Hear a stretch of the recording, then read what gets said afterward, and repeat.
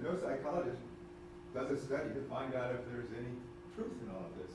But let me have a more interesting case. The most interesting case of all, well, one more simple case. Clive Bell's theory and the general aesthetic theory. Aesthetic theory assumes you can do the following.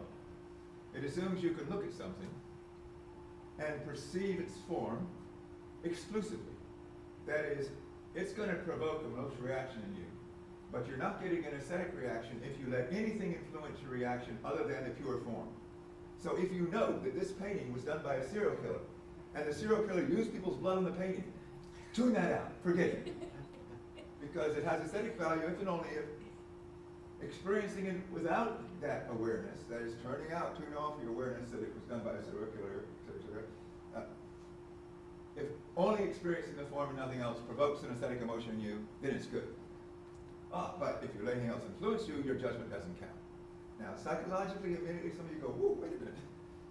People can't do that. But here's the most interesting of these theories that makes more complex psychological thing. That's Croce's theory. We used to have an artist at ECU who's been his whole career here, Paul Hartley, who died recently. And he once told me, well, I'm a follower of Croce. And so it sort of surprised me, given what Croce says, but I could see some connection in his paintings with what Croce was saying.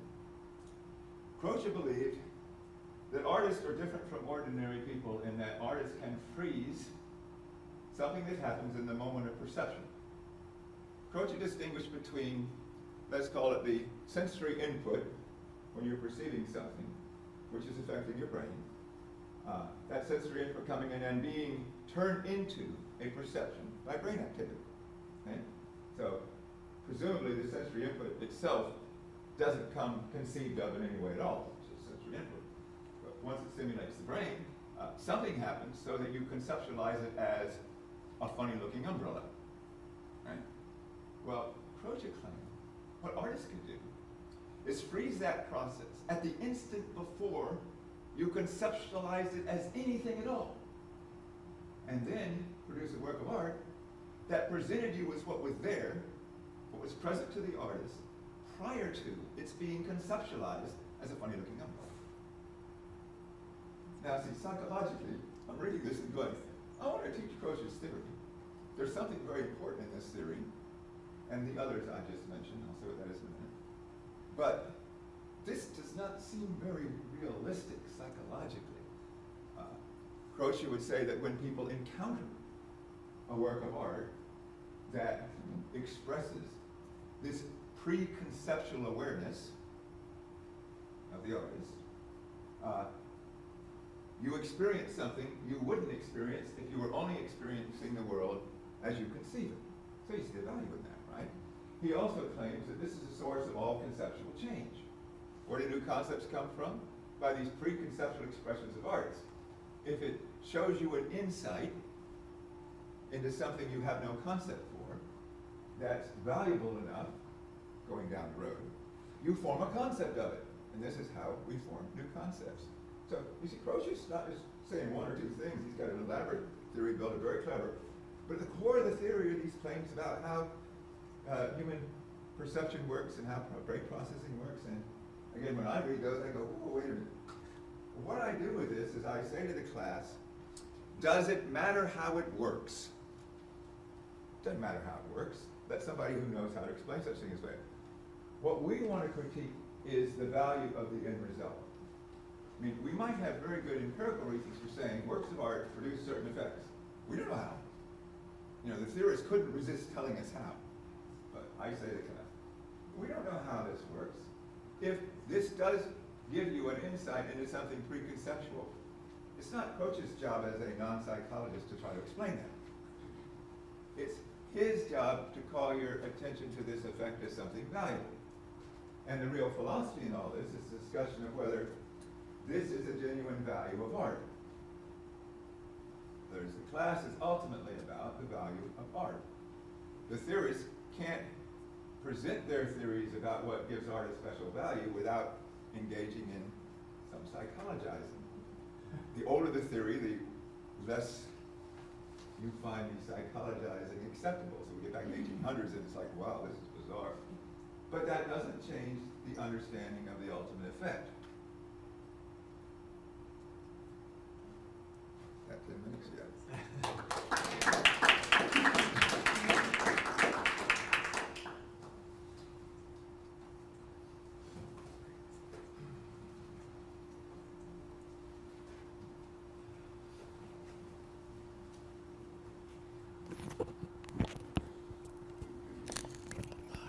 Are you going to stay at the podium?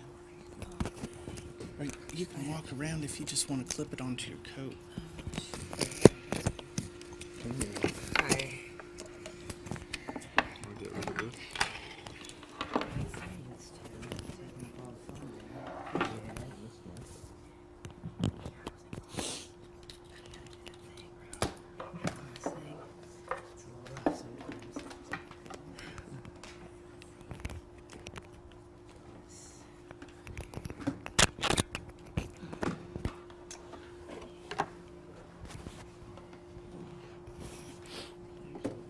I think it's right. You looking for the audio out? Oh. All right, here you go. You just clip right there. Awesome.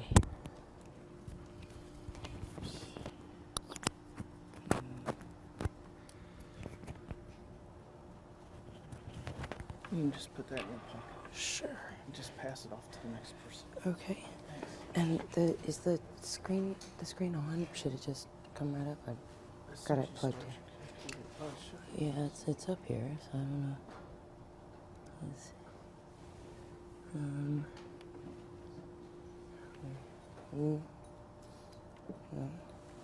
Yeah, I've got. Okay. All right.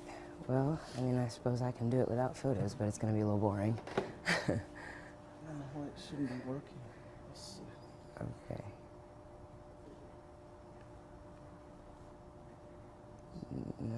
No. Huh. Okay. Well, all right. That's fine. It's okay. Not a problem. So my name is Mia Willis. I'm a classical civilization major here at East Carolina. My presentation is actually going to be about Greco-Roman paganism in the southern Levant. As you can see, I do not have pictures. Archaeology is really boring without pictures, so please try to bear with me on this. So the first site that I'm going to talk about today is actually Baalbek. I don't know if anybody's actually heard of this site before. It is in Jordan, just above the Bakai Valley. And essentially why we're talking about this site. In 16 BC, it became a Roman colony called Colonia Julia Augusta Heliopolitanus. Yes, that is wicked long and again would be so much better with pictures.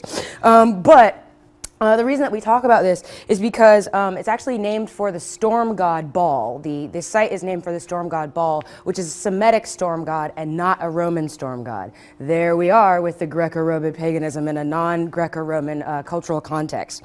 So in this site, there are actually 3 temples. They all have nicknames, but I'm actually going to refer to their proper names.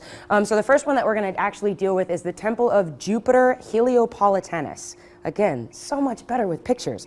It actually has the tallest columns on any classical temple. That's 44 meters high. I don't know if anybody knows how long a meter is, but it's real big.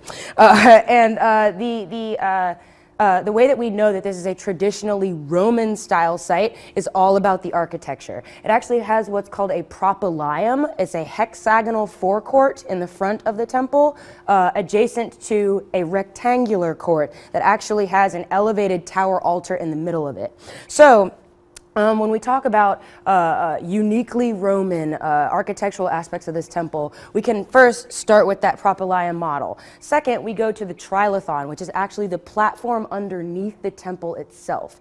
It actually is made up of 3 large limestone blocks, and I'm talking huge limestone blocks. And that is actually because it's supposed to be elevated off the ground so that it is the tallest thing in the surrounding area.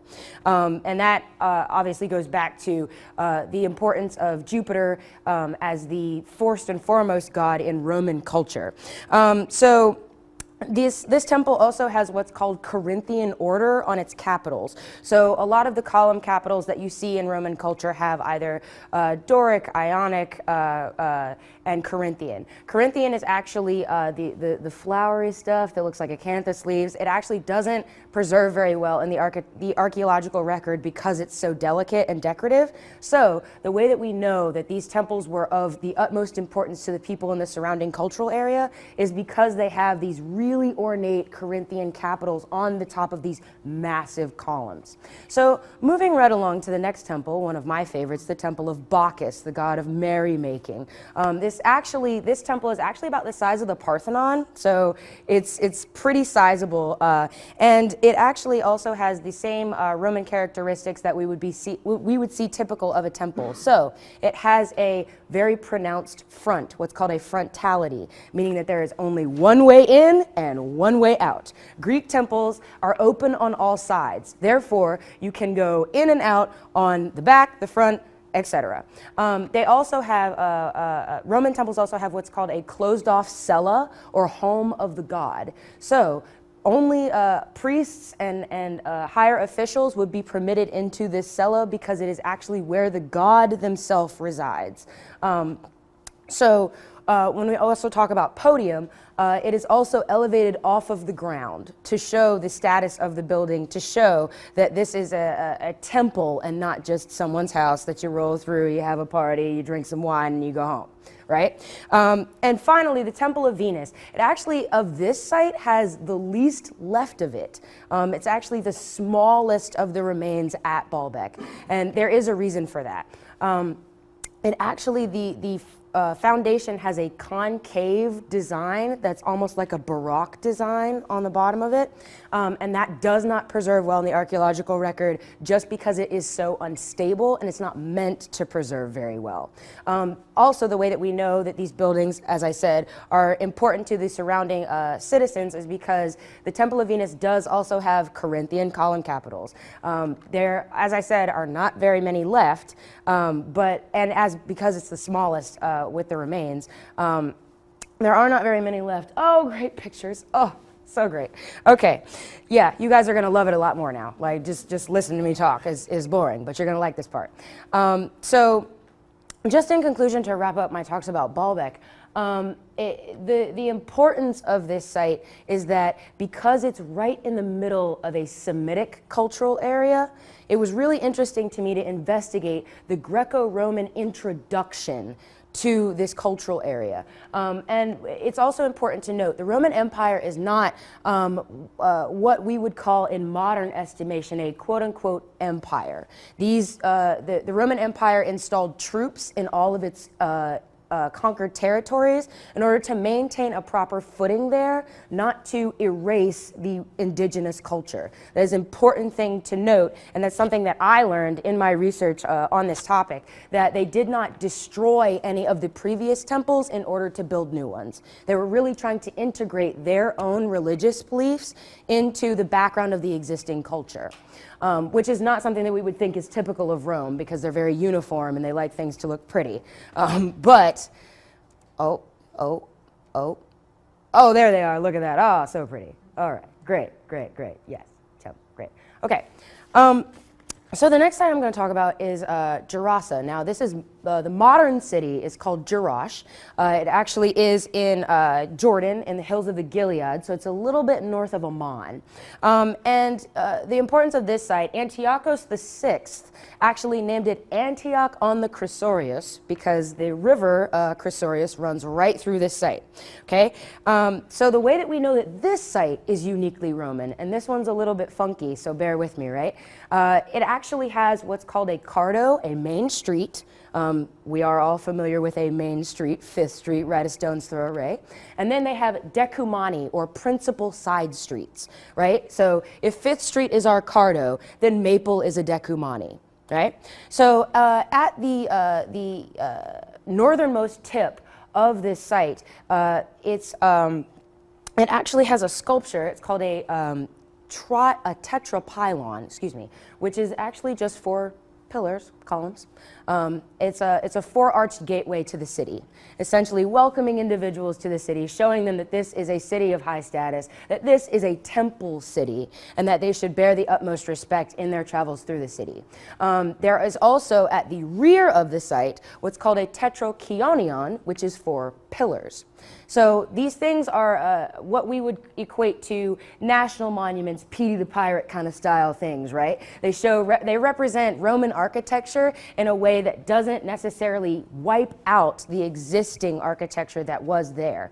At this site, there was pre-existing Semitic occupation, and there actually was a cult to the storm god Baal at this site. However, it has not been located because it was not actually a standing structure. So, when there's no stone left, we can't really pick out where it is. So we really just try our best to guesstimate. The 2 sites that are at this particular temple, the 2 temples that are at this particular site, excuse me, are the Temple of Diana and the Temple of Jupiter. Now, Diana is actually pretty special to this city. Jerash was actually the only city to dedicate their temple to Diana explicitly, outright. So, it also has that propylaeon that I talked about before, that hexagonal forecourt with that rectangular court in the back and the raised altar. It also has the Corinthian order, column capitals, as you can see right there at the top of that photograph. Now, what's special about this one is it's believed that the walls of the temple had carved niches for votives of Diana to exist within the temple. So individuals, when you come to a Roman temple, you show up, there's guys outside peddling these little tiny statues of Diana. You take one, you pray over it, you put it in the temple, you go home, right? So that is actually something that's actually a little bit different about this one versus the other temples that I did discuss. The Temple of Jupiter, so this one is actually a temple that most Semitic populations would have used because Jupiter is the closest relation to Baal, their storm god. So this temple is actually attached to a 3,000 person theater.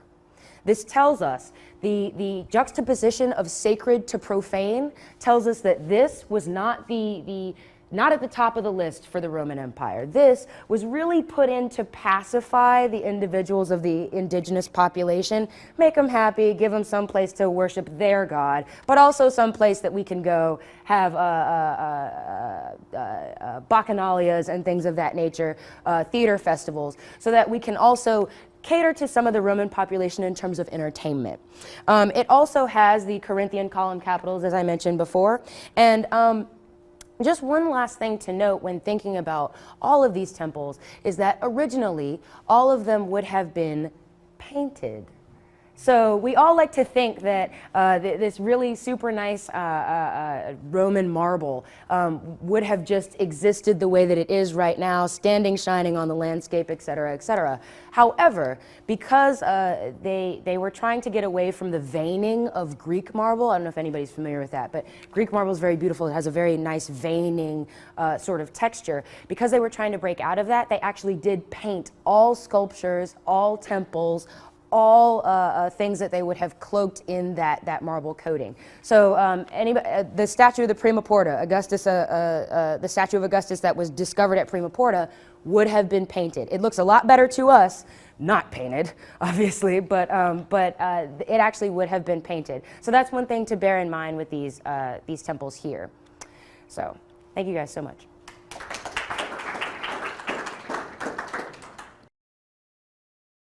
Research, and then how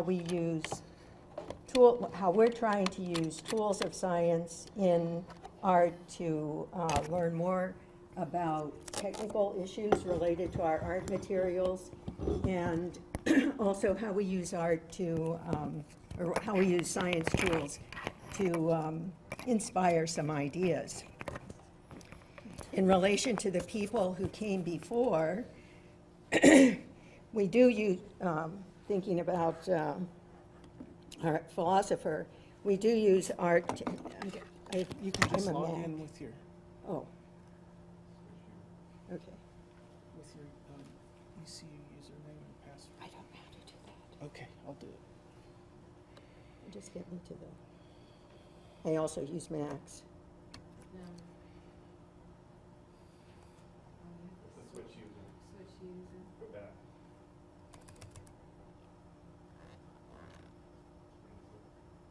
So in art, there is a tradition of science in art, starting maybe, the most famous person would be Leonardo da Vinci. And I want to also introduce Vasily Kandinsky, who has some interesting elements in his work. And then we'll move into what we do here, or what's emerging from what we do here.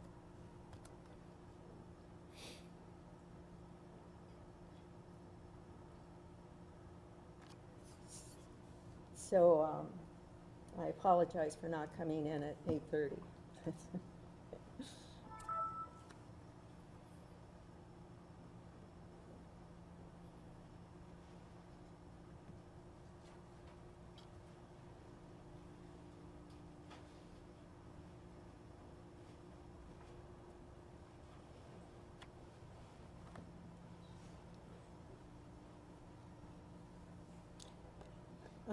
Let's see.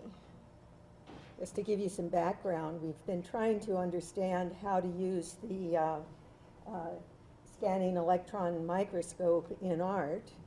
And to do that, we sort of had to start with something really simple, like a typical microscope that you might find in a high school. And so we've got that going in one of our design classes. Do you see your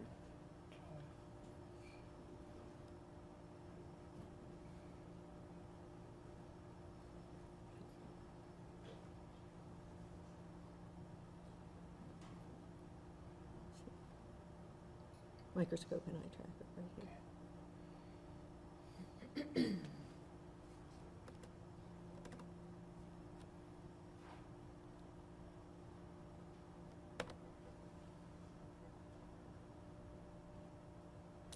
Okay, so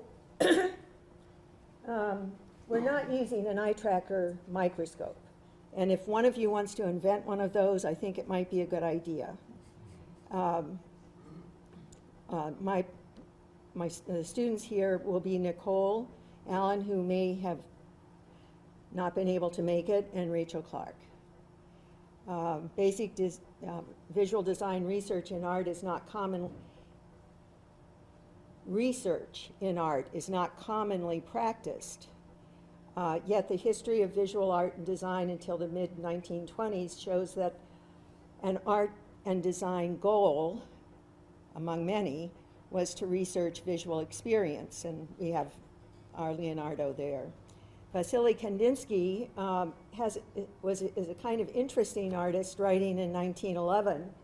He thought about a painting as coming from three different locations. The first was looking at things in the world and then representing them. So he was using exterior reality as a point of departure. And then he did something called improvisions and compositions. And then later he started working with biomorphic form. He was the director of the Physical Psychological Department of the Russian Academy of Artistic Sciences, and he was exploring something called gestural control, which would be psychomotor control. I get a kick out of this because I think we would say that this would be psychophysical rather than psychological. Because of politics, he moved to the Bauhaus. He studied relations between sound and movement. And then when he was in Paris, he incorporated visual images from biology. So here are three of those. Here's looking at the exterior world, painting that. One of his improvisions, and then one of his biological biomorphic forms. So that's our base, that's the base. We want to see how we're using tools from science. And this is one of our eye tracker studies from our MAED, Tyler Dockery, a few years ago. He created this ad, and he wanted to find out, he created lots of ads actually, and he wanted to find out what do people look at when they're looking at those ads. So he used eye tracker to do that. I chose this one, this particular ad with the question 20. We compare what their eyes see with what the question is. So the question here was, what's the most important thing on, oh, I can't keep that straight. What's the most important thing on the page? And you can see the novices all stuck right there in the middle.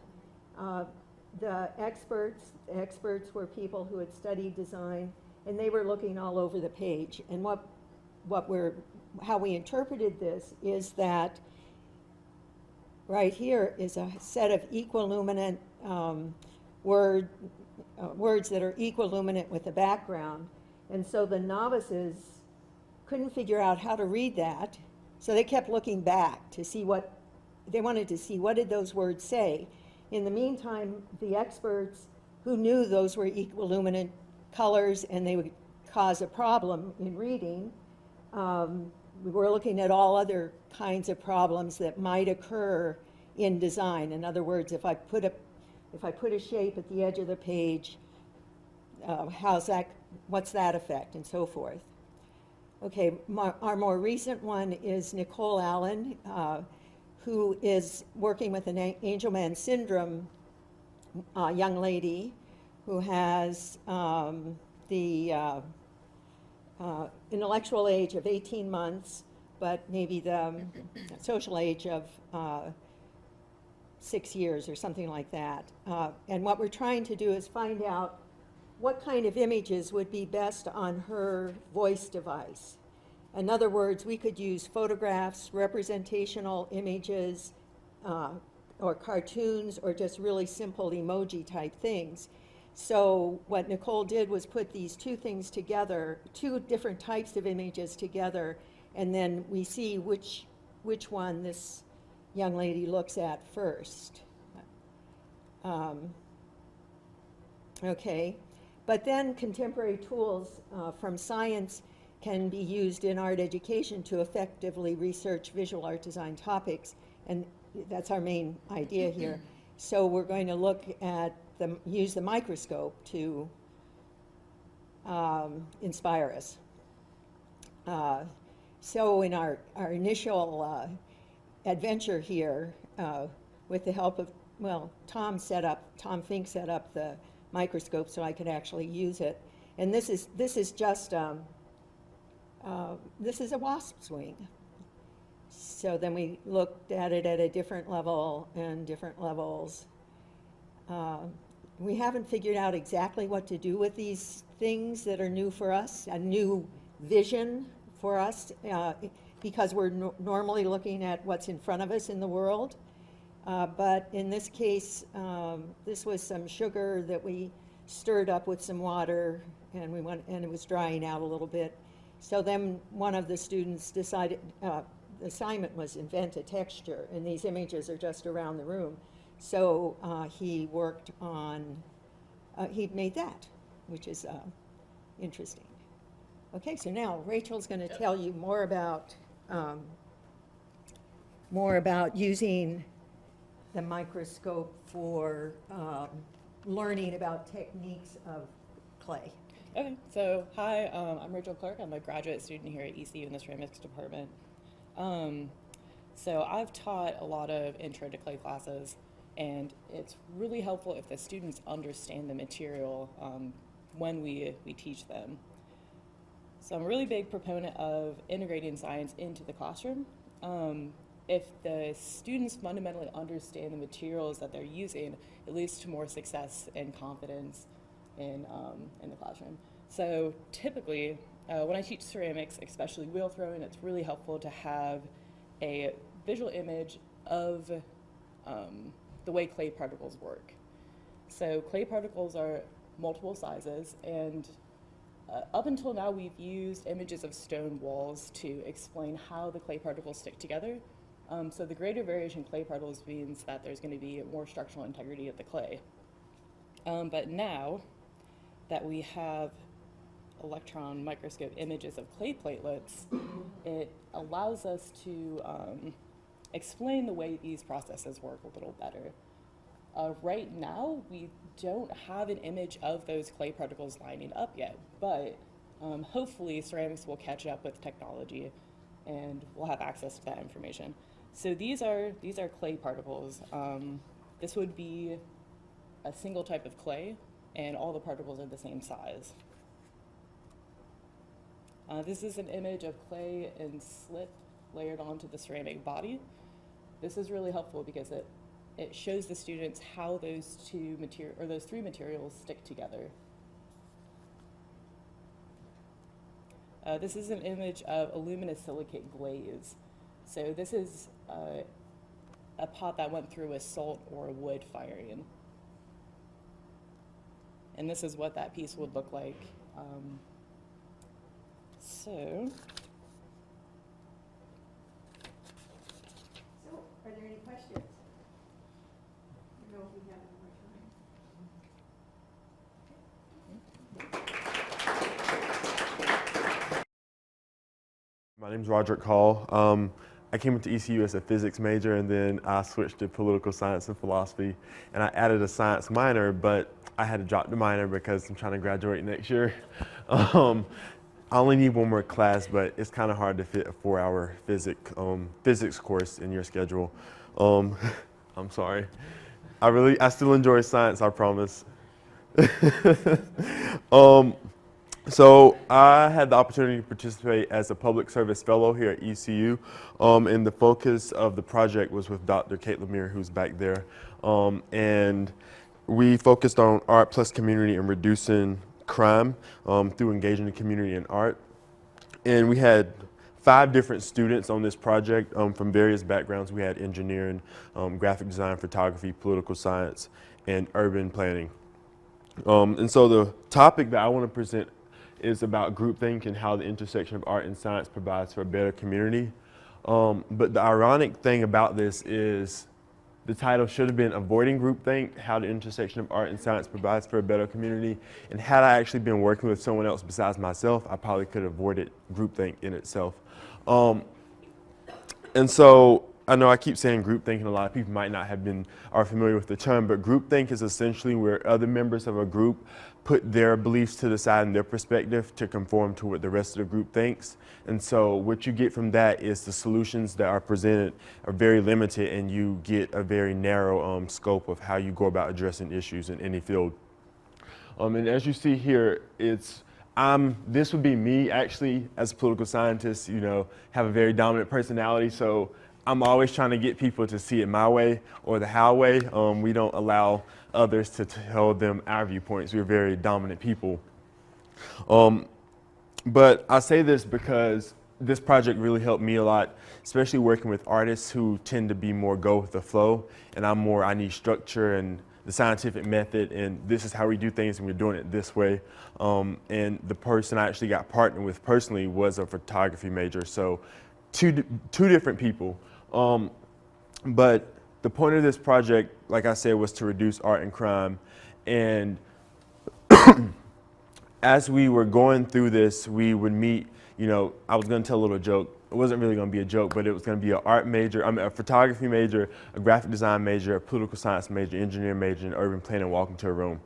It wasn't meant to be a joke. That was us every other Tuesday when we would meet with Dr. Lemire to discuss the project and how our internships were going.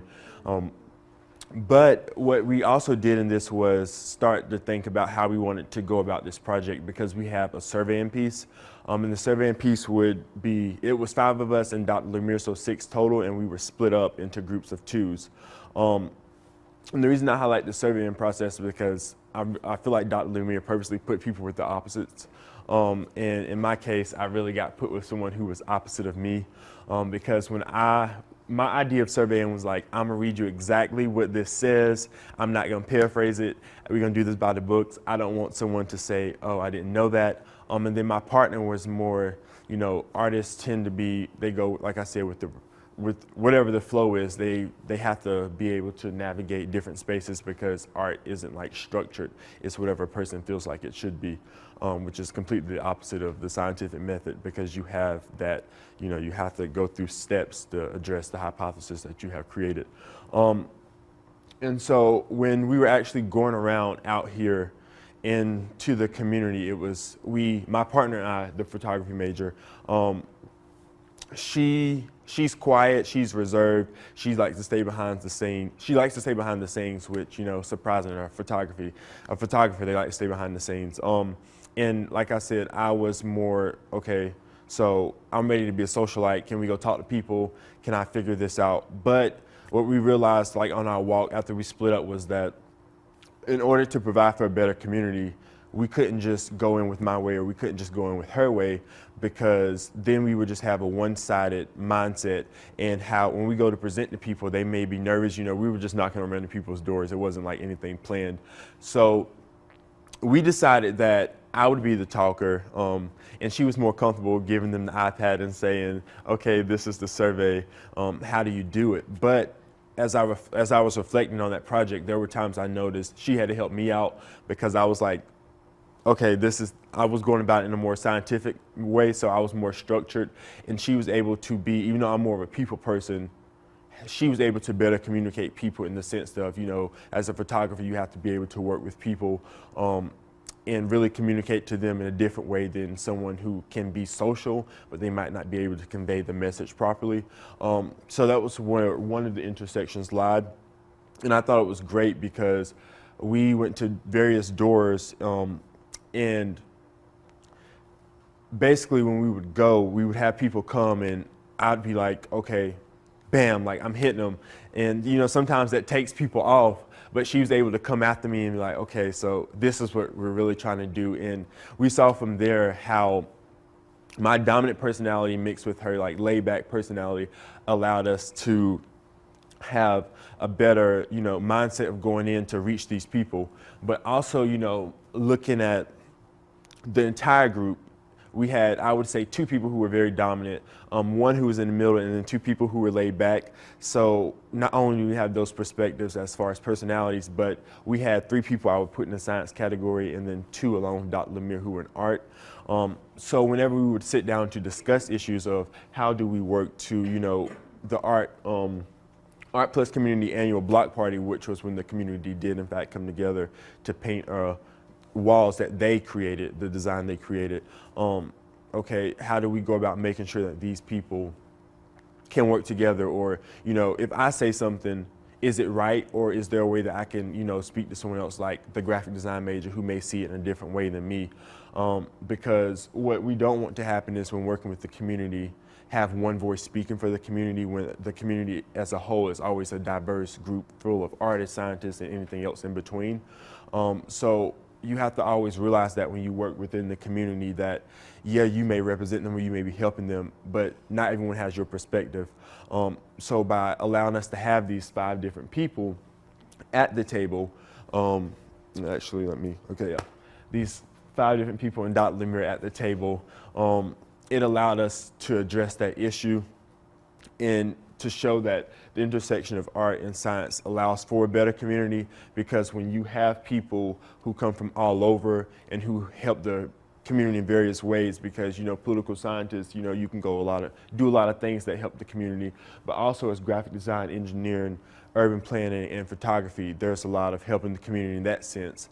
But I feel like, you know, we have to be able to open our minds up to the different possibilities, because when people think art and science intersection, they immediately go to, you know, well, how can I combine art and science into a job? Not necessarily how can I bring artists and scientists to the table to provide a viewpoint that could better the community around them. And that's all I had. I had another picture, but I really wanted to just present that and then open it up for discussion. If anyone had any questions. Okay. Well, thank you.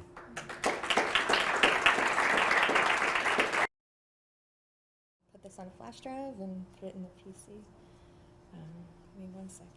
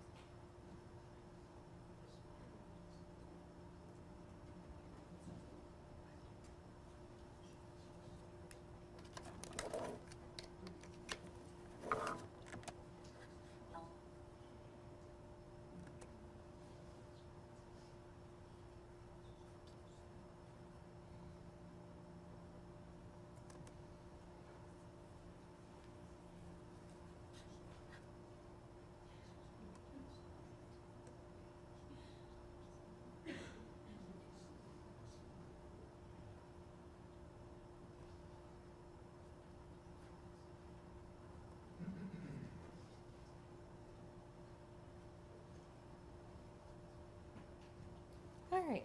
Hi. Again, I'm Christina Smith, visiting instructor of photography. This is my piece, Night Ritual. This project deals with contingent circumstances explored through process and ritual.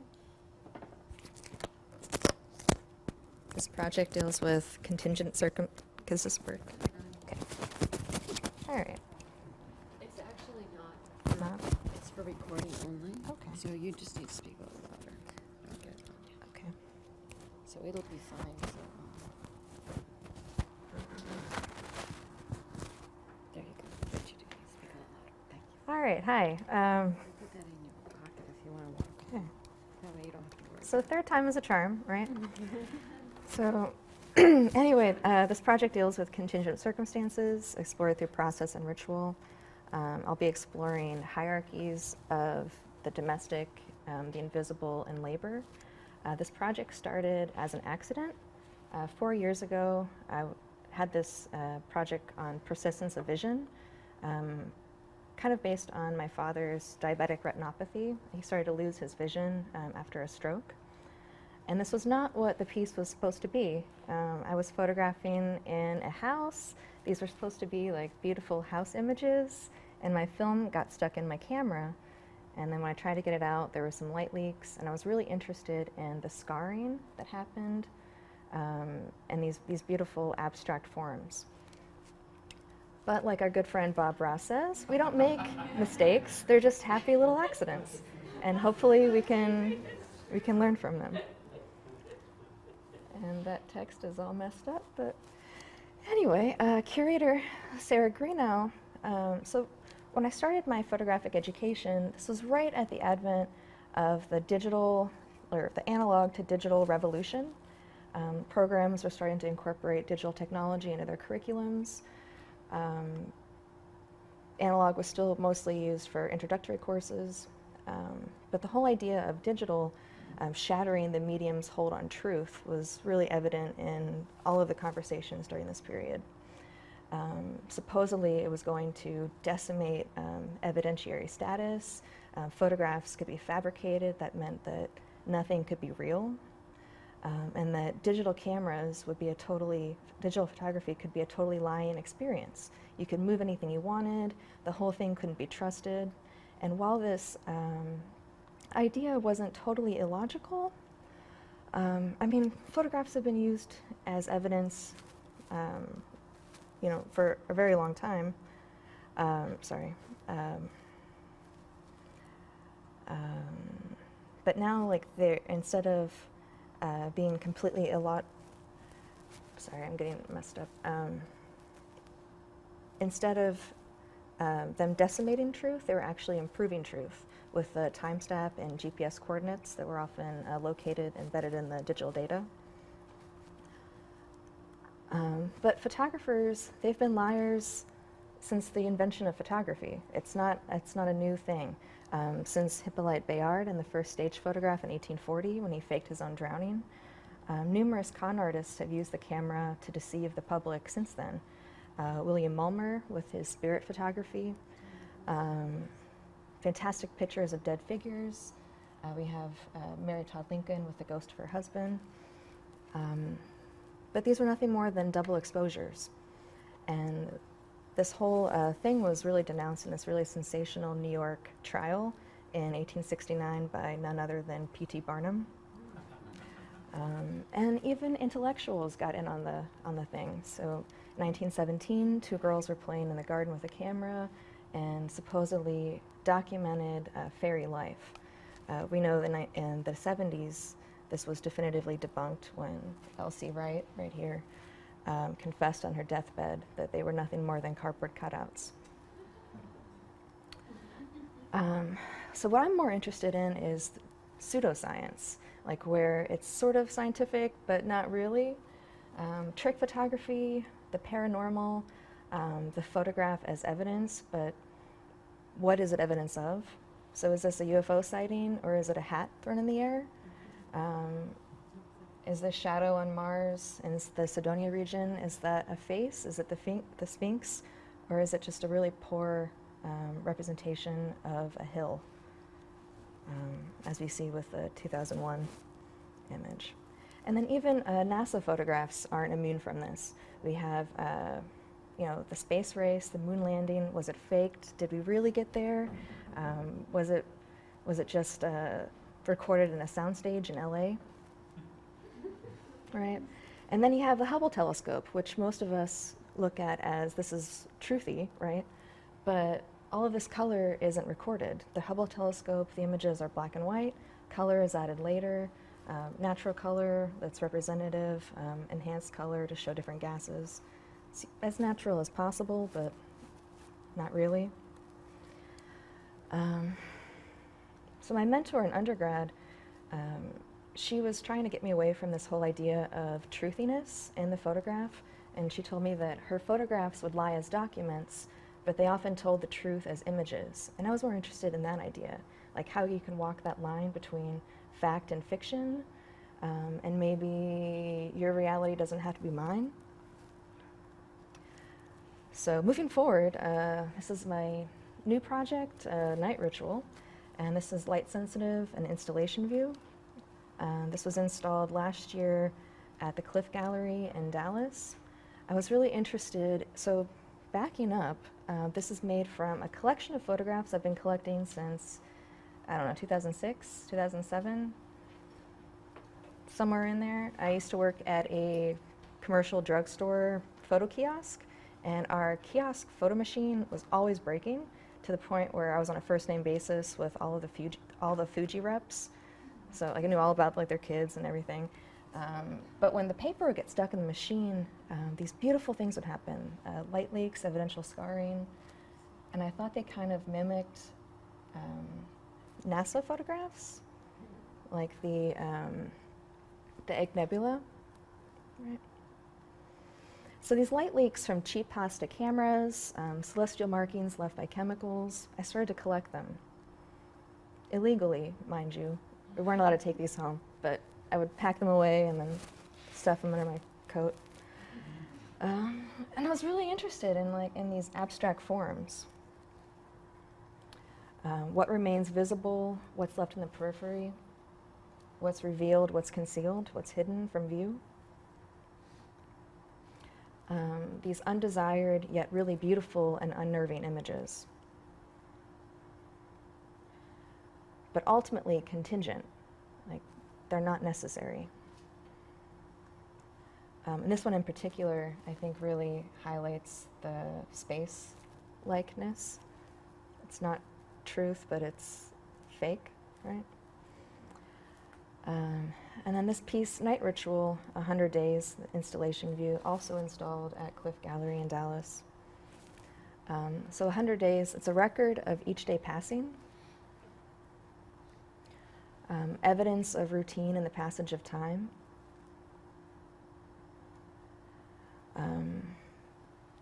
I'm using makeup remover pads as a marker of the day's struggle, like a moon coming to replace the sun. Again, with our space images and our likeness. I'm collecting every day. Every day I put on my mask. I can get out the door. Just like when we're in front of the classroom, we have to be our best versions of ourselves and leave our personal life at home. So I put my best teacher face on, I get in the front of the classroom, I come home, and then I can take it all off and be like real Christina, right? So I'm collecting these, and I'm doing a process called contact printing, where you take photographic paper, emulsion side up, place objects on top of it, piece of glass on top of that to make contact, and then exposing it to light. This is the most rudimentary photographic process. We teach it in most of our introductory courses. It's like the first precursor to photography. So these soiled pads are representing the mask that we wear, the control it asserts, the strength, the beauty, the fragility of life. But they're also a record of the battle between day and night, control and surrender, and the never-ending pressure to be enough. This next piece, observations, installation view. It's a collection of records documenting the chaos and instability of both my personal and professional life. feelings of anxiety and frustration, culminating in this suffocating sensation of being unclean. So again, I'm collecting evidence, and I'm making rubbings with contact paper on various surfaces I find in everyday life. So the collection is made, it's placed onto paper, a print is created. They're printed as analog photograms, and then referencing back to space. Correlation much. And these prints, they document the time spent away, like from my home, by unveiling this layer of sediment that's left on the surface of everything. And they also reference the time spent traveling, like to and from work, the time spent doing things that maybe you don't want to be doing. The time spent searching for answers and looking to the stars for guidance, much like a sailor navigating a ship. And contact paper. All right, and so thank you.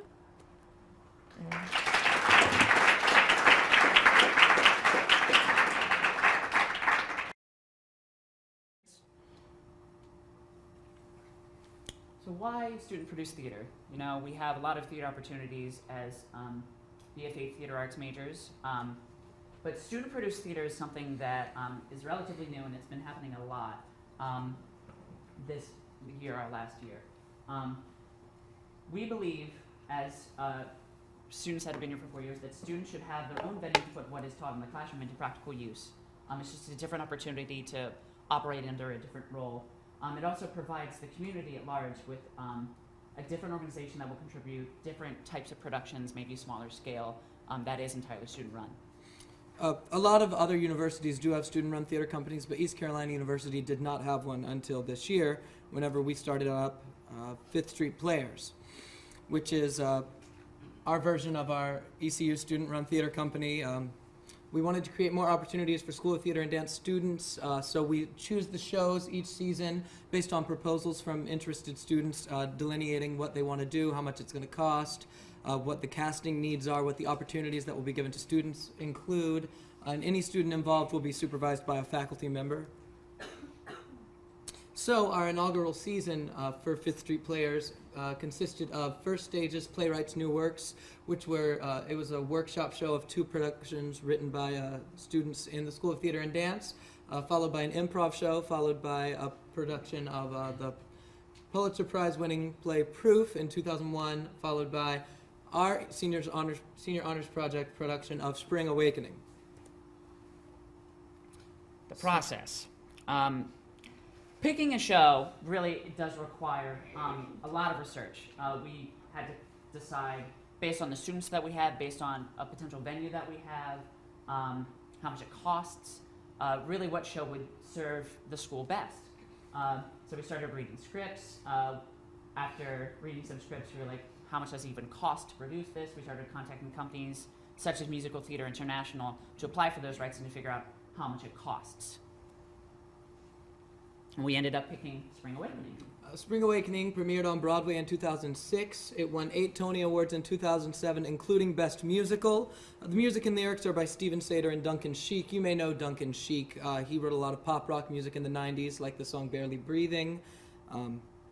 It's based on the 1891 play by Frank Wedekind, and it explores the journey from adolescence to adulthood, dealing with teenagers and their sort of sexual awakening and a lack of knowledge about what goes on with their bodies from their parents.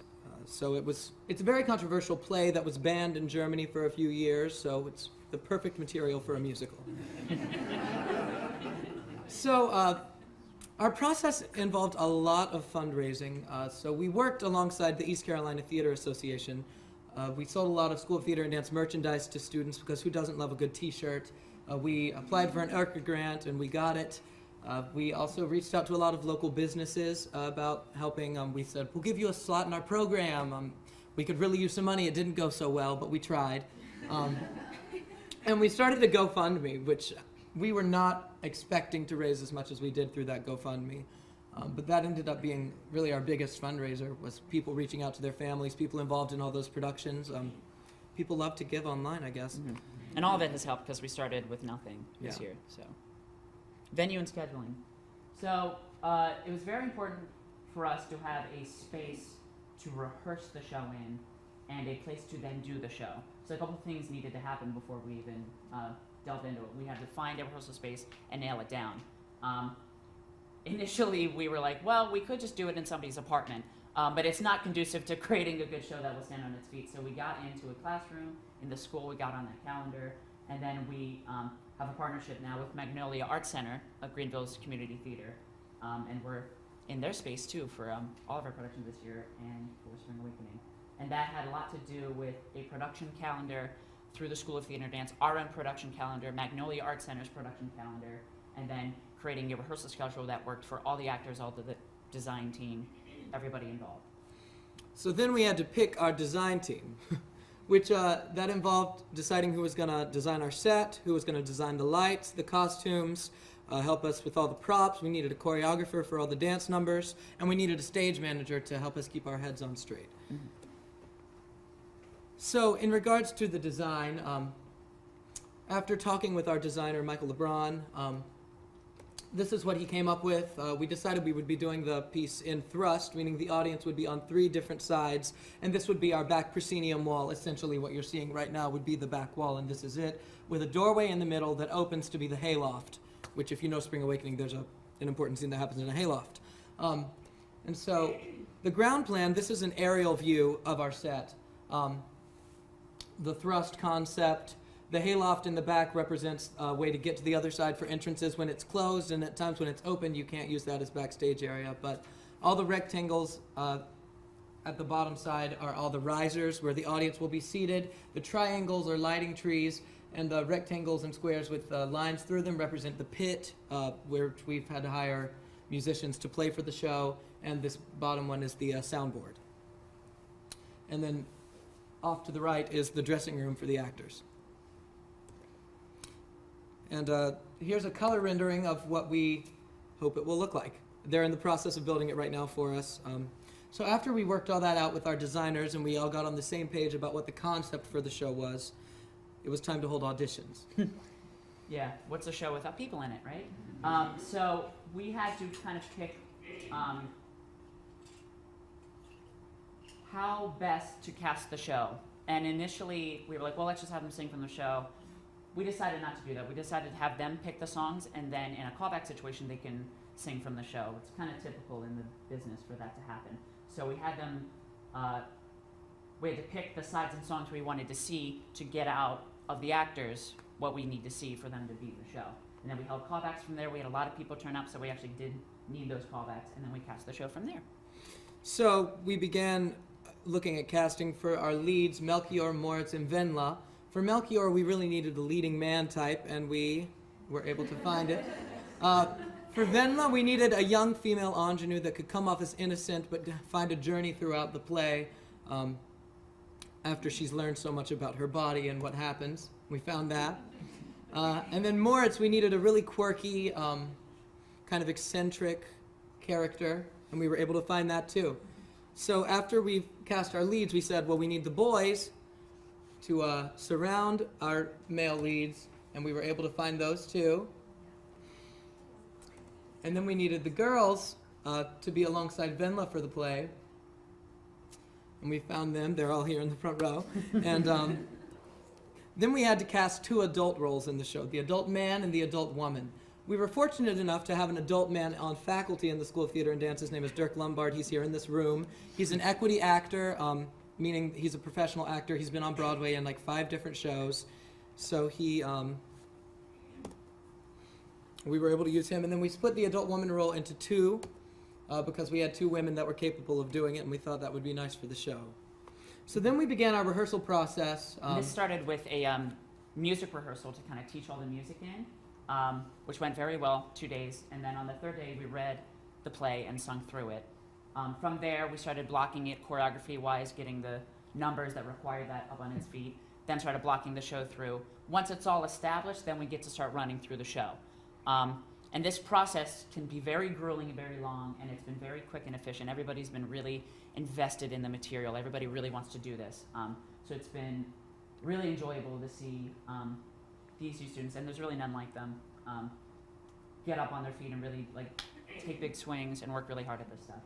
So now we'll ask the girls to get up, and we're going to give you guys a preview of our show with Mama Who Bore Me. It's the second song of the show. I hope it plays. Let them warm up. They're wearing what we call rehearsal clothes in the theater world. You try to wear something similar to what you'll be in for the show.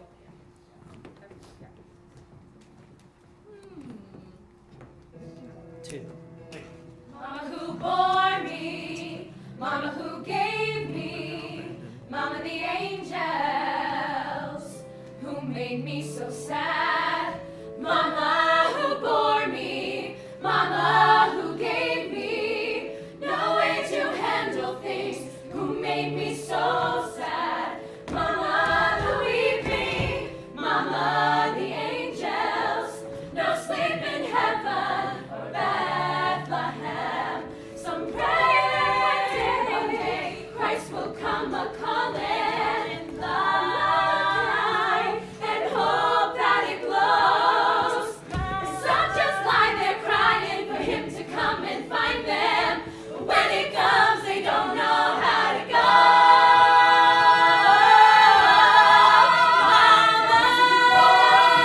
Mama who gave me no way to handle things, who made me so bad. Mama the weeping, Mama the angels, no sleep in heaven or Bethlehem.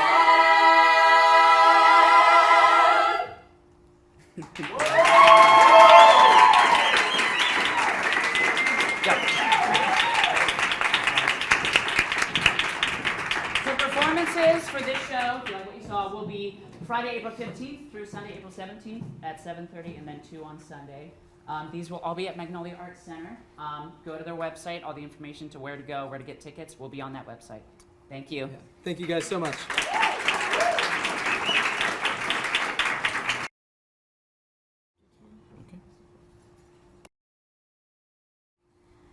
Da Vinci and Escher may have been separated by 4 centuries, but they certainly saw the world eye to eye. They were both left-handed. While Da Vinci wrote from right to left, Escher was a printmaker who had to think in reverse. Both learned math early, and both used logic and reasoning in artistic ways to express different elements of the world around us. Escher was an avid reader of Da Vinci's notebooks. When you read Da Vinci's notes, he said, you can hear him speaking like a lonely, wise, and melancholy great man. I seem to recognize the same silent wondering as my own. David Steele, who curated the joint exhibition of Da Vinci, Codex Leicester, and Escher, Nature, Science, and Imagination, said, it did help me see the parallels between Escher and Da Vinci. Of all the artists to have followed, Escher is the most Da Vinci-like of all. They both understood that art was a way to bring order to a chaotic world. They are both keen observers of the world around them and use mathematical logic to view the world, and we can see that in the way they think on paper. Escher's final print, Snakes, is an elegant expression of order and logic. It helps us visualize what Vasari wrote about Da Vinci. He spent a great deal of time in making a pattern of a series of knots, so arranged that the connecting thread can be traced from one end to the other, and the complete design fills a round space. Vasari, the first person to write a biography of Da Vinci, said, he began to learn arithmetic, and after a few months he had made so much progress that he used to baffle his master with the questions and problems that he raised. Escher said, although I'm absolutely without training in the exact sciences, I often seem to have more in common with mathematicians than my fellow artists. Escher claimed that he had been an indifferent pupil in mathematics at school, yet it is clear that his understanding of geometry went very deep. Movement of water is the main topic of Da Vinci's Codex Leicester. Among other things, Da Vinci wrote about the flow of water in rivers and how it is affected by obstacles put in its way. He made comparisons between branches and trunks of trees and tributaries and main stems of rivers. Da Vinci believed that water is to the world as blood is to our bodies. He was aware of the destructive power of water. Da Vinci studied water also with the view to learning how to control it. He invented devices to move water around. It was in Tuscany that Da Vinci first developed his fascination with all things twisted and curled. He drew parallels between water, the curling of hair, and the spiral growth of plants. In Milan, he took for his servant a mischievous lad named Salai. Da Vinci tolerated Salai's pranks because he loved the way he wore his hair curled in ringlets. For Duke's Forza, Da Vinci designed a revolving bridge that could be quickly packed up and transported for use by armies on the move to pass over bodies of water. He also drew plans for a bridge at Constantinople that was never built. It would have been the world's longest bridge at the time if only the Ottoman Sultan had believed it feasible. A pedestrian bridge built to Da Vinci's design was opened at As, Norway in 2001. It proves that his graceful design actually worked. Vitruvius had claimed that the human form lying face up, hands and feet extended, could be enclosed within both a circle and a square. Da Vinci proved this claim with his drawing. The mysterious powers of mathematics and its application to art were favorite subjects in the court of Milan when Luca Pacioli and Da Vinci were there. They were the subject of Pacioli's book, The Divine Proportion, with drawings by Da Vinci. Vasari wrote, Da Vinci showed in his works an understanding of rule, a better knowledge of order, correct proportion, perfect design, and an inspired grace. It was in the field of human anatomy that Da Vinci made his most far-reaching discoveries. He attended medical anatomy demonstrations and performed human dissections. Da Vinci felt that humans did not deserve so fine an instrument as the human body. He called them sacks for food. Da Vinci composed a reference book on the anatomy of horses. He spent years working on an impressive equestrian statue. In his sketch for the Battle of Anghiari, rage, fury, and vindictiveness are displayed both by men and horses. In a letter to Duke Sforza, Da Vinci referred to himself as an engineer first and foremost. He drew military devices, improving designs for various weapons and defense mechanisms. Turtles became his models for battle tanks. Da Vinci designed gliders after watching leaves glide through the air. He reserved a special veneration for birds, whom he regarded as nature's splendid flying machines. His notebooks are filled with sketches of wings, their anatomy, and their motion. When walking past the places where birds were sold, he would pay the price asked, take them from their cages, and let them fly into the air, giving them back their lost freedom. Escher, who spent 13 years in Italy, was, like Da Vinci, interested in water movements and astronomy. Sharing with Da Vinci a love for nature, Escher described in almost spiritual terms an experience he had on a walk through the woods. I was particularly moved by the angelic life growing on the ground, the silent, joyful, exuberant, celestial children of heaven. They are so humble, they just stand there together all by themselves in the huge stretch of woods and grow and bloom peacefully. In this print, two sets of concentrically expanding ripples disturb the surface of a pond. Escher said, "To me, the moon is a symbol of apathy, the lack of wonderment, which is the lot of most people. Who feels a sense of wonder anymore when they see her hanging there in the heavens?" Da Vinci wrote of the moon, "The moon has weight and gravity. How does the moon stay up in the heavens?"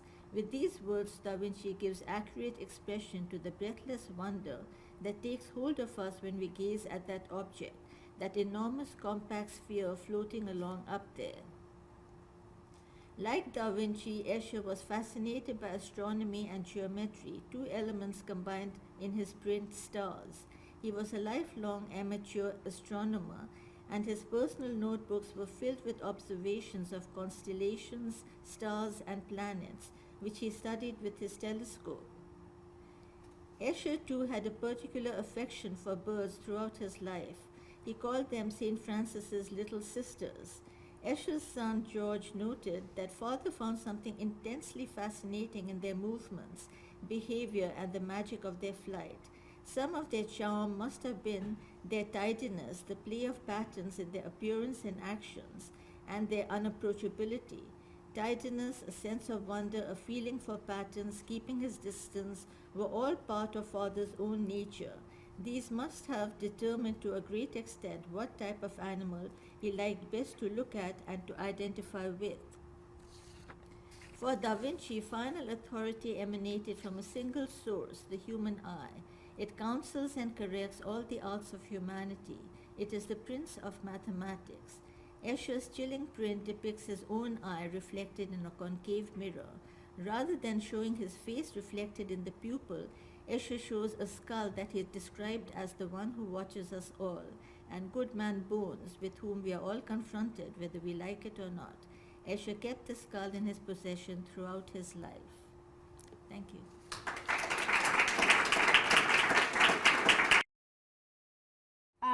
I received the RCAW grant like Matthew Johnson and Brandon Follett this year as well. And I am going to make a full-length dance piece. So choreographically, I started my journey last year.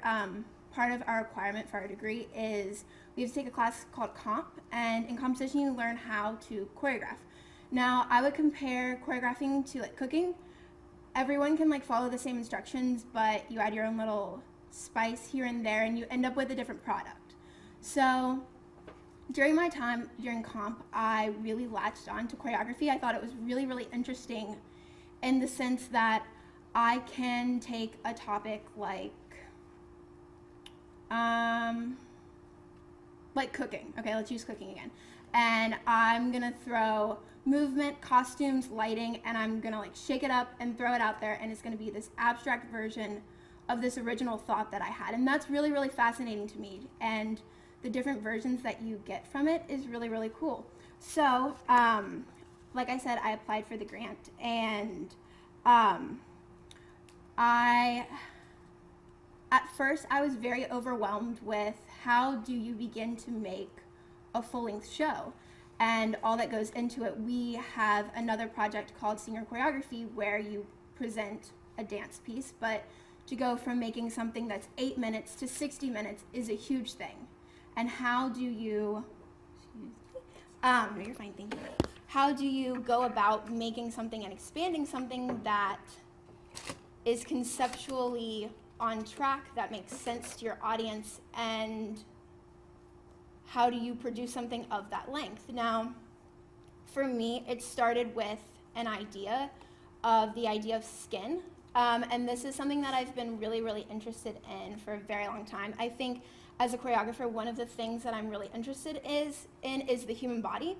And it's this insanely complex thing, but at the same time, it's very simple. And it is something that is super individualizing, and it's also uniting. So like, that is very, very interesting to me. And also, in that being said, I think that, sorry, I just lost my train of thought.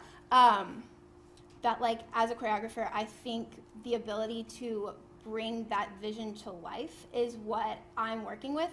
Now, I've chosen to divide my piece into 3 parts, if you will. So the first way that I've decided to look at skin is internally, anatomically, the body itself in science. So one of the things that we're working with, there's like a piece about veins and scars and bruising and things like that. There's a piece about the 3 layers of skin. And from there, I've also chosen to do the out version of skin, things like race and gender roles in society, family values, things like that, that are also very interesting to me, that bring out what it means to be in your own skin. And so from here,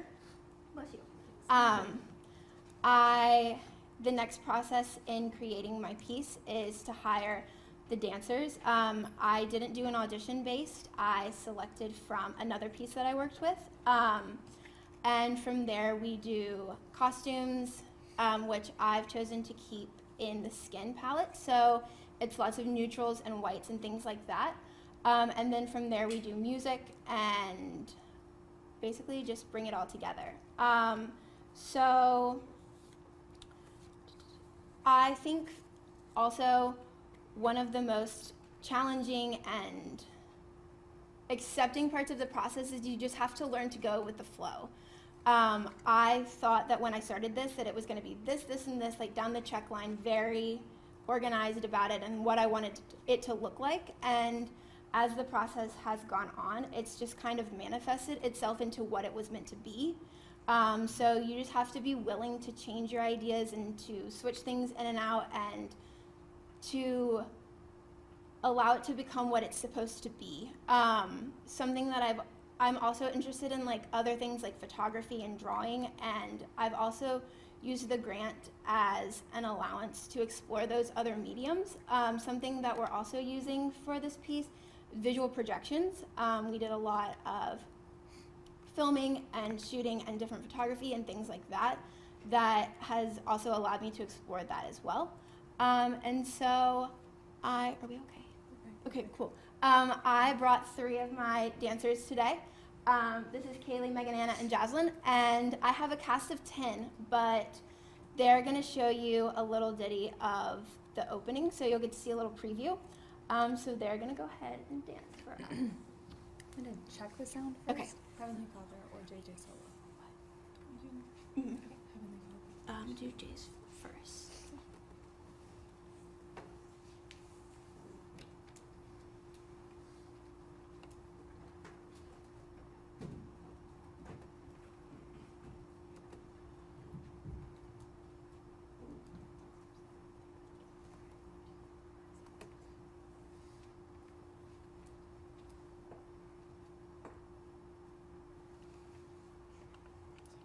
As if it were temporary.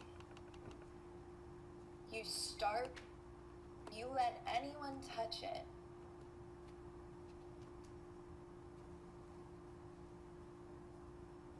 think that's the only volume. Okay, that's fine. Okay. All right, you ready? Great. Is this the only volume? Anybody? I think that might be it. Okay.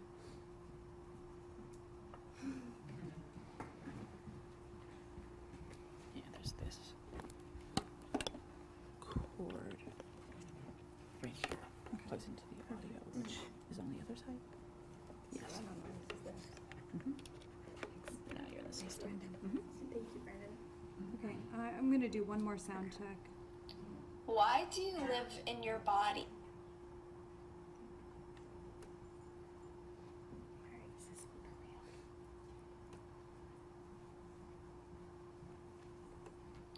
Why do you live in your body like you will be given another? As if it were temporary. Oh, I see. You starve There you it. go. Can you try again? One more time. One more time. Sorry. Why do you live in your body like you...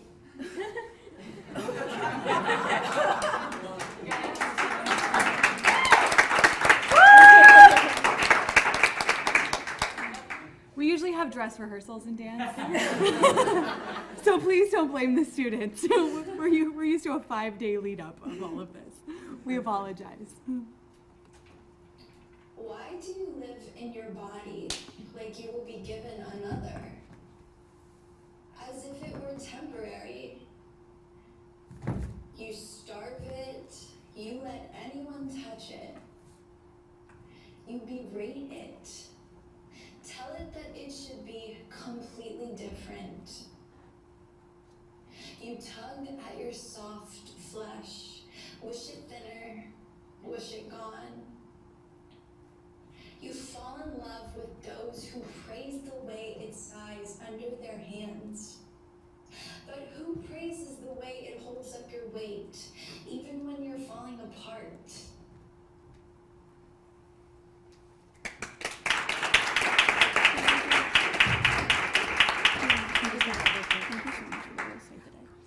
All right, you guys ready? Yes.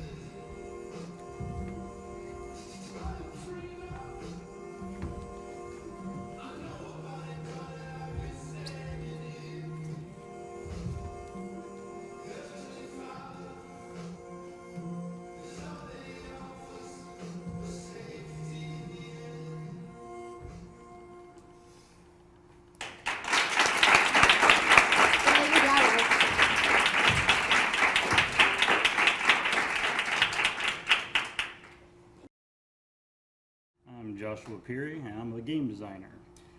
Some of the titles I've worked on are WildStar, Imagine Town Online, and Fallen Earth. These are, I'm primarily what's called an MMO designer, massively multiplayer online games. And I'm going to talk about basically to the heart of the matter of the video game triad. It sits on three aspects of technology, content, and art. Video games are multidisciplinary endeavors. They require, each of those previous elements require art and science. Practitioners in the video game industry must be able to work in both realms of science and art. And likewise, the games themselves balance these two aspects.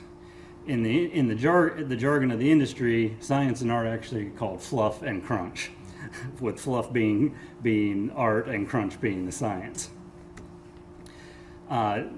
The first aspect we'll talk about is technology, which obviously is going to have science to it. It's programming, scripting, engineering, all of the technology that goes into actually building a piece of software goes the same with video games.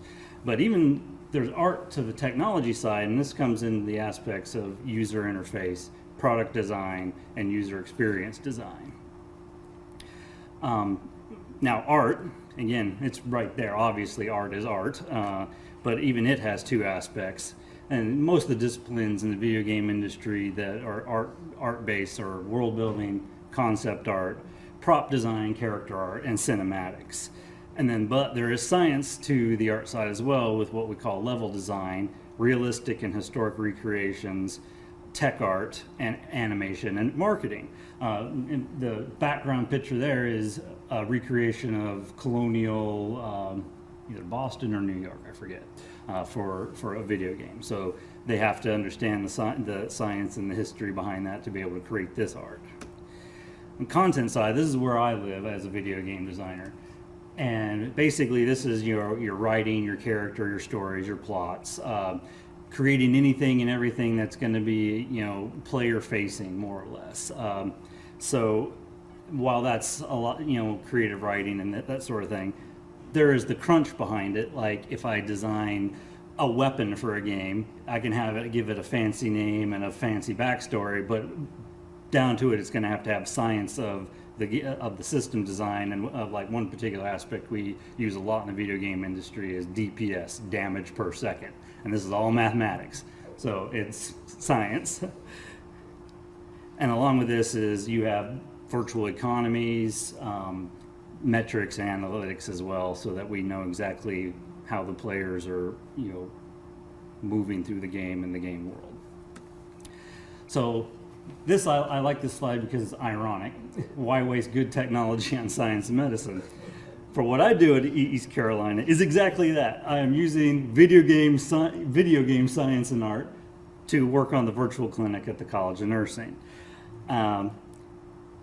Basically, our virtual clinic learning environment is a way for students to come across cases they might not normally see in clinic hours. It allows us to have content that's highly reusable, and basically with our user interface we can switch languages and design content in any language. So it's very powerful tool for us. The technology that we used in the virtual clinic, we used Unity 3D as the engine. We had the dev team included programmers, scripters, and producers. The art side had a user experience designer and consulting. And then on the art side, we have character art and animation, which is done through a lot of our students actually as intern work. And then science side is the actual clinic itself, level design. When the players are moving through the clinic, it is actually set up like a realistic clinic. The content in the virtual clinic, basically the art side to that is the character backstories, because every patient has to have, all of his backstory, his career, and then the dialogue that they speak to the player as they're interviewing them. And this is all contrived. We don't use real patients. We invent them. And the science side to the content is obviously the medical sciences subject matter expertise, along with our student scoring system design and the analytics system design. And that's basically all I have for you. I kept it short and to the point. Thank you. Computer,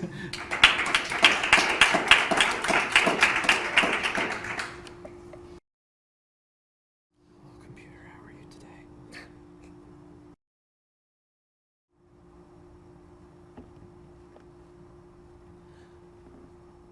Great. You're good. All right. Hello, everyone. I'm Dylan Rich. I'm Dylan Rich who can't speak. Now I'm Dylan Rich. I was also an RCAW awardee for doing a children's theater show. So this show is called Storytelling for the World's Children. It's focused on creating global connections and global understanding for children here in our area and children around the world. So the first thing I want to talk about is Brandy Goodwin. She is an aspiring playwright here at ECU. She is part of the Theater for Youth major and the College of Theater and Dance. She has been writing and adapting plays for quite some time now. Her entire college career here, she has been focused on that. She has adapted over 75 cultural stories from around the world into plays, along with some original works of her own. This show is a research opportunity for her and I to be able to do more research in cultures and especially theater around the world, and then produce a show that shows that to children. And also produce a show that will show the cultural significance of bonding and a global community for our children here in America. This show's mission is to educate the youth on the various cultures of the world. This performance will also reveal how the art of theater varies from country to country and how it has varied over time. These stories have all been adapted from books, and so thus we hope to inspire love for reading in each child that comes to watch the show. This award is thankfully and very gratefully funded by the RCAW Foundation. Storytelling for the World's Children is made possible by that award. And part of that award is us researching the different types of theater. Some of the stories that we have gotten have been French stories, Norwegian, Australian, Native American. And so we have been researching into how those cultures traditionally performed theater and how they shared their stories. And we want to represent that while we perform this story. So when you're watching this show that consists of 8 different stories from around 8 different countries, you will see what they would have done producing the show, whether in their cultural theater, traditional theater aspects, or in how they produce theater now. This is also a completely student-driven show, as you have already seen a lot of. Everything from the designers to the cast to the production crew, they're all students. We are all students working together trying to create these fascinating and inbred-born shows that we can use and create. Also, a lot of these students that I'm using have a very strong commitment to aspiring art and literature and children. And so when we do this show, we will perform the show, the 8 stories. Brandy will get up between each play, each small play, and talk about the story, talk about the culture that it's from, where it is from, what her experience was like researching and writing it, and I will also say a little bit before and after the show. When this show is done, they will also have a Q&A. So these young people who might want to be writers, who might want to be researchers, or just know more about a certain country can come talk to us, and hopefully will inspire a love for understanding and global education through that. That is all that I had as far as the PowerPoint goes, but I really wanted to open this up for any questions you might have, and also let Brandy tell you about how the experience has been for her and what she hopes the experience will come out of from her side as well. So Brandy? Well, writing started as basically just a hobby of mine. I came into ECU as a transfer student from the College of the Albemarle, which is a 2-year college. And when I came here to ECU, I felt very disconnected from everyone because everyone had been here for such an extended period of time and I was the new kid. So I put all of my anxieties, all of my worries into literature. I started pouring through children's book after children's book, and I finally found this book that I fell in love with as a child called The Jewel Heart, and I adapted it my first semester here at ECU, and I presented it to Dylan, who is our resident director in the Theater for Youth department, and he put together a showcase that year and highlighted that story as one of the main attractions of that show. And since then, I have been on a writing binge. I have, as Dylan said, I have adapted over 75 children's stories, and I've written 5 original works, and I'm still adding to that portfolio. This is just an amazing opportunity that Dylan and I have been given, and I'm just so very thankful for the RCAW grant for allowing me to be able to put my written work out on the stage. And one thing about these stories that Brandy and I both very much love is the fact that looking at plot structures and stories from around the world, all of these 8 stories hit similar themes. Also, a lot of these stories have cultural plot structures that are almost identical when put side by side. So it creates a visual representation of global unity and hopefully trying to bridge the gap for our young people, especially those who really might not have had any look at other cultures or what is it like around the world outside of our own country.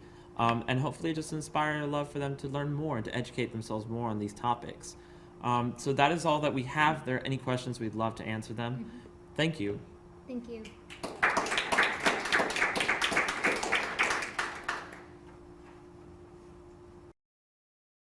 Children's book.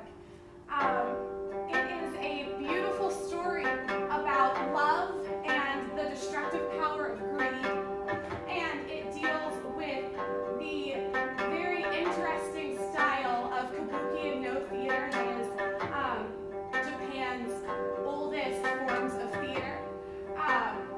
So I was lucky enough to receive the RCAW grant to put up this completely student-run production. I had an entire production team of 11 surrounding me, of students from every single concentration within the School of Theater and Dance. And the music you guys are hearing right now is actually some music that was made specifically for the show. It was created by my sound designer, Dylan Eubanks, who did an amazing job, completely just inviting the audience into this Japanese world. I had an amazing set designer who made this set for me. This is my model box. So I had a torii gate, which, if you know the Japanese culture, is a symbol between the for the entrance between the physical and the spiritual worlds. And then we had, because our space was smaller, we had some poles that were brought out by the actors that were in the shape of kanji for the words love and greed. So I decided to do this project because the ECU Storybook Theater has a great partner in the University of Shimane in Japan, and we link with them at least 3 or 4 times a year. And Patch Clark, my mentor, has gone over to Japan, and Eleanor Kane has come over to ECU for us, and we just have a great relationship with them. So this story really was a challenge for everybody involved because of the stylistic choices that the playwright put into her script. We had several characters that were fully kabuki characters, which are very extraordinarily stylized in their makeup and their dress and the way they move and act. It's very presentational in nature. It's very different than what you would see on a Western theater stage. We had 16 actors in a very small space, and we also have an 8-foot crane over here that was made for us. The No Theater in Japan works with puppetry, and that was incredibly important for me to add into my production as well. I had a choreographer who created these stunningly beautiful dances for us, and we also worked with shadow and shadow dances. So behind the torii gate, which stood at the back of my theater, we were actually able to light this, and dancers were able to use their shadow as a means of dance, which was beautiful. We also dealt with a lot of Japanese language. within the script and the story, which was such a beautiful challenge to overcome and to work through, because there aren't many people who not only know Japanese on campus, but know ancient Japanese on campus. So we actually did a special linking with the University of Shimane, and I was so incredibly blessed to have a kind of student partner over in Japan. And I emailed and Facebooked and corresponded with her in a huge amount. And we actually went through every single word in the script to work out pronunciation and meaning, which is so incredibly important for this script. This story was something that I have loved for probably 6 years now. I was fortunate enough to be able to do this show in high school, and when I started linking with the University of Shimane through ECU Storybook Theater, it just kept coming to my mind as a project to do.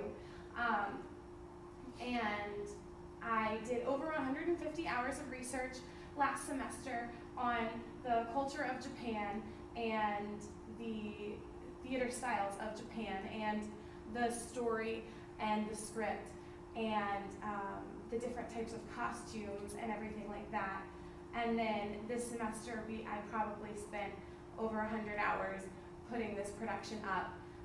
We had stunning costumes. We were actually fortunate enough to have a genuine kimono from Japan that had hand-embroidered golden cranes on it.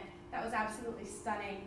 And every single person on my design team just absolutely embodied the beautiful message of this story and worked their heart out for this story.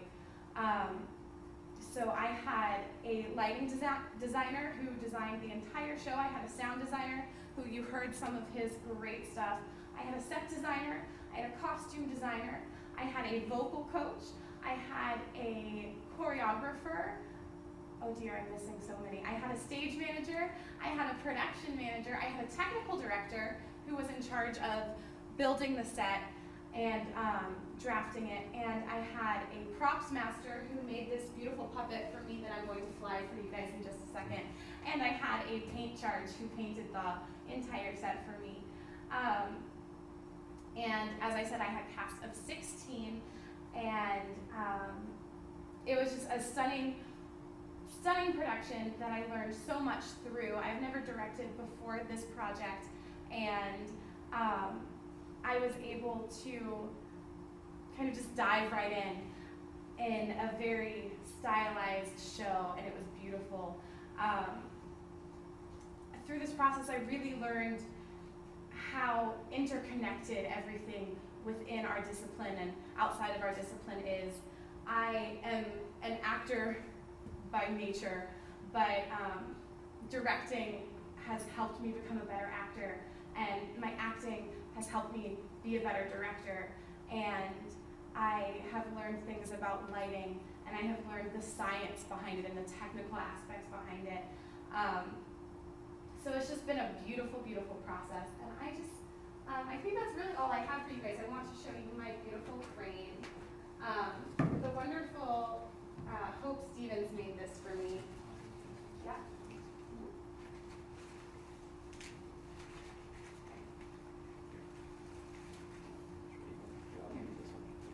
Yeah.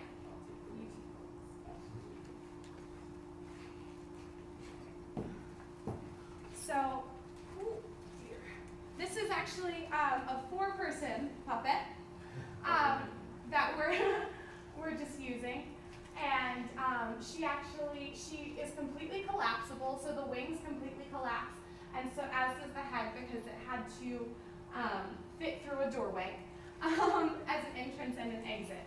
And she is great at emoting and doing amazing things, but this puppet was a huge, huge challenge for the cast. but it was vitally important through the process. And yeah, so this is my puppet. All right, let's put her down.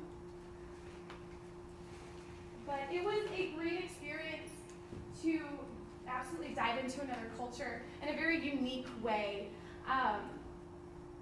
and to learn about another culture and to gain a reverence for the beauty of such an old culture that is just rich in history. We also worked with origami cranes as well. For those of you who don't know, the crane in Japanese culture is a huge symbol of peace and welfare and longevity. And so I believe between the cast and crew and myself, we folded about 400 of these, and we hung them up for everybody, and they were actually dedicated so to put good vibes into the world. So that's all I have for you guys today. Thank you guys so much.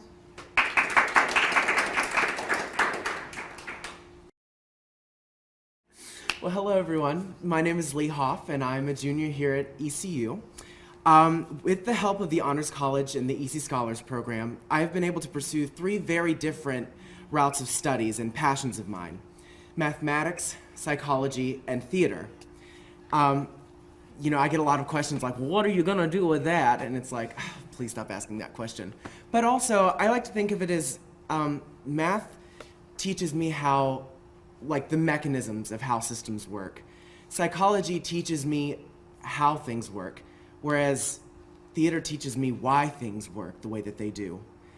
I've been able to take some really great classes, and through my experiences here, I've been able to be in 3 performances, thanks to Patch Clark and John Sheeran.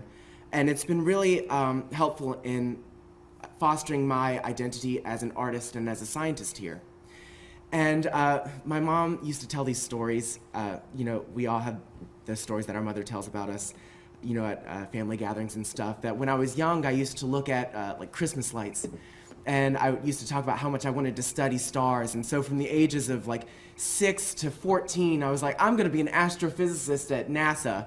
But then I took physics, and I was like, oh, no, I'm not. So let me go somewhere else. But also from the ages of 7 until now, I realized that one of the greatest things that I have the opportunity to do is express myself through words. And currently I spend most of my time working on a play that I hope to have produced next semester through the Fifth Street Players production company, which I believe gave a presentation earlier today. And one of my favorite things in the world is writing, poetry especially. Utilizing words in order to bring about change in consciousness is such a cool thing, and I think that we've all been touched by something like that, whether we like Whitman or whether we like Jim Morrison. We all have that kind of person who has allowed us to think about life in a different way. And there are so many components to a poem that go into its meaning, much more than its words. I'll give you guys an example of something that I wrote. This is the very first first monologue in my play. I'll give you a second to read it.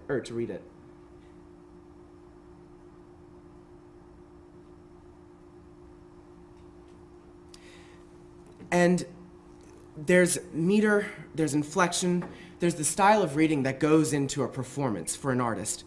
And also as a writer, I can ascribe meaning to anything that I want. For instance, I decided that I wanted to have, that 7 was a magical number, so I was going to have 7 syllables in all of my lines. And through this, I learned that there's meaning anywhere that I want, and there's meaning anywhere that I don't want things to be. And theater has also been a very nice route for me to explore through ECU. I've been acting since I was 14 years old through Smiles and Frowns Playhouse out in Aden. And one of the things that I've learned through being able to take on this project that the Honors College is allowing me to do is that, contrary to popular belief, entertainment is not the sole purpose of a theatrical performance. Instead, the aesthetic value of a play operates insidiously to provide insight and understanding for an audience with relation to the groups of individuals being portrayed on stage, like the dancers who just came up. The performer works to convert actions of symbolism into reality. as these actions become real, they begin to possess a quality of universality that can be understood by all humans. The complete metamorphosis from symbol to reality is known as universal coherence. Due to the nature of this universal coherence, every audience member inherently understands what it means to complete such an action, what it means to point up to the sky, or if I go like this, you understand that I'm holding a baby, someone that I love. This begins the process of establishing empathy within the audience, and the members begin to unconsciously understand why characters behave the way that they do. As an outsider looking in, the audience assumes the submissive role of accepting the reality presented on stage as true. The subjective experience that occurs as one watches, analyzes, and interprets the performance affects the audience member's sense of self. That is, the viewer is forced to reconcile his or her beliefs that are different from what's being presented on stage. If an audience member doesn't share the same beliefs or ideas being presented, the person encounters this internal struggle, which, as you learn basically from your intro to psychology course, as cognitive dissonance. According to Festinger, who's an important psychologist, the route to restoring consonance, which is where you believe what's going on and you agree with it, occurs in either one of two ways. Either he or she accepts the new belief and assimilates it into his or her schema, or he or she enters a state of denial and establishes multiple consonant cognitions to decrease the magnitude of the dissonance. But in either pathway, the audience member is forced to think about, why do I believe this? What do I believe? And so that's one of the cool things about theater that I've learned. At its core, it's inherently an inquisition into human nature and life itself. Through its abstractions, a mirror world may be created through which an audience may analyze behavior, motivation, and consequence in a way that isn't afforded in everyday life. Because of this mimesis, which is basically, the mimicry of things on stage is how we act in life, plays are a useful vehicle through which complex universal questions may be asked. Theater is an interesting art form because it allows the artist to become someone or something else for a small window of time. And in that window of time, the audience is supposed to believe that the artist is that person, or that thing, or else it's all lost. One of the basic tenets of acting, then, is the portrayal of realistic actions. Do we believe that the actor is saying this line the way that we would say it? Or are they acting the way that we would act? He or she is charged in plays with noticing the behaviors of their scene partners and reacting to it. Have you ever seen an actor who says his or her lines with too little energy or too much energy? Or they're mechanic in the way that they operate, or it's staged. Well, I can tell you as an actor, I have done all of these things. But the cool thing about being an actor is that you become an observer of life. You observe how the people around you are acting, and you react to that. You also are charged with observing yourself. In a recent production that I was in of The Giver, we were supposed to eat food, but it was pretend food, and we didn't have forks, we didn't have trays. And there was one rehearsal where one girl was like, I've forgotten completely how to use a fork. And I'm like, girl, aren't you Italian? Like, you eat spaghetti all the time. I know that you know how to do this. But being an artist is all about being an observer, about being an interpreter, about being an analyzer. And because of this, the actor is especially capable of molding himself or herself into the character. They use it to measure the cause and effect of relationships between them and their scene partner. And in that case, it is the manipulation of emotion with words and movement, just as chemistry is the manipulation of matter. And through my studies at ECU, I've kind of had to reconcile the question is, what is the difference between the scientist and the artist? Our studies are different, but don't we investigate the world that we're living in? The intersection of arts and sciences is important because it's the catalyzing of perceptual development. When art and science are combined, it's a whole new world. From a medical example, the body is one of the most elegant structures in existence. Its systems work together to keep it alive with or without volition. It's also the vessel of the soul, though, electric and magnetic, being shaped and molded by the burgeoning consciousness. The appreciation of the body is now multidimensional when you have both of these facets in mind, and greater respect for it can develop. When one is absent, we become apathetic. Yeah, I'll study the pH of the soil, but what does it matter what the color of the flower is? Or, yeah, I'll act out the Joe and Edna scene from Waiting for Lefty, but I didn't really want to do any research into the Great Depression. Everything becomes meaningless. The universe, by its conception, created these objects whose patterns we found we could derive numbers and equations from. We found that we could measure stem growth periodically and create functions to predict future growth rates. We could analyze birth and death rates in order to create differential equations to model population patterns. And my personal favorite, which I learned through an AP chemistry classes, we could stick chocolate bars into microwaves, and using the hertz that is displayed on the microwave, we could calculate the speed of light based off of how the distance between two holes that are made through the microwaves. Humans created science to investigate the universe's existence and its behaviors. We defined these quantifiable characteristics with numbers, man-made abstracts. What is a number? We then learned that this information traveled through our sensory neurons, through our lateral geniculate nucleus pathway, and was processed by our left hemisphere, but I'll stop right there, just in case you guys start to doubt my validity as a scientist. We found that there were certain characteristics of the universe that we couldn't quantify, such as how the sunlight felt on our skin that summer that we got our first kiss, or the way that death can impact a family. From these, we created art. Art is the expression of how we exist, just as nature is the expression of the universe's existence. Science, by definition, is the study of nature, and since we are a part of the universe, our art is the science of how the universe came to express itself within us. So in that way, I think that science and art are two sides of the same coin, that coin being the way in which we perceive the universe. And we may not know the meaning of living, but isn't it true that all humans are lucky to live in order to perceive it? But whether you measure your life in 525,600 minutes, or how many revolutions around the sun you're being completed, aren't they all valid means of perception? One being in numbers, describing measurable units in time, the other being a broader, overarching theme. They are both tools that we use to discover truth, the capital T truth. They attempt to interpret the chaos around us and shape our perceptions of the universe, both in the outside world and within ourselves. And in such, the two are comorbid. There is no art without science and no science without art.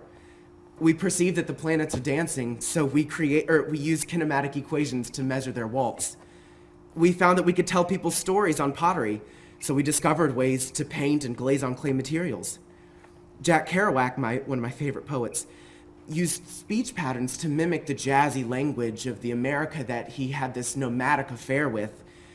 Isaac Newton used calculus to mimic the earth as it started to collapse around him.